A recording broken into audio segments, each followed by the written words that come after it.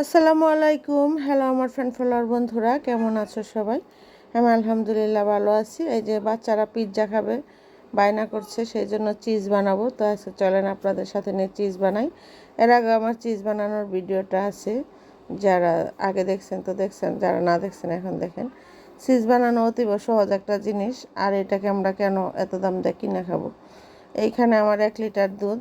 তো দুধটাকে আমি কুসুম গরম দিছি, খুব বেশি গরম করা যাবে না, আঙ্গুলে গরম বুঝতেছেন এরকম করলেই, গরম করলেই হবে। আর এই যে কাপের মধ্যে আমি আধা কাপ ভিনেগার আর আধা কাপ পানি মিশিয়ে নিছি।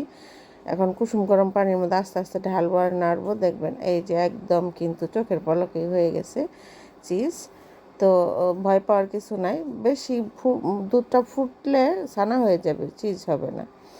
তো এটাকে আমি যে লবণ পানি মিশিয়ে রাখছিলাম আগে, এখানে এখন কসলায় ধুয়ে নেব সুন্দর করে। যতক্ষণ সাদা পানি বের হবে ততক্ষণই ধুবো, 2-3 বার ধুবো আর কি। ধুয়ে পরে পানিটাকে একদম সুন্দর করে চিপে ছোটো একটা বাটি বা যে কোনো শেপে দিতে চান ওইভাবে রেখে ডিপে রাখলে চিজ হয়ে যায়। আর এই যে চিজ বানানো শেষ, আবার এই যে চিজ দিয়ে তারা এই যে পিৎজাও বানিয়ে ফেলছে।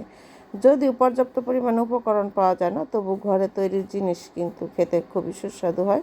আলহামদুলিল্লাহ, পিৎজাটা অনেক মজা হয়েছিল। এটা আমার ছোটো মেয়ে বানিয়েছে। সবাই ভালো থাকবেন, ভিডিও পর্যন্ত।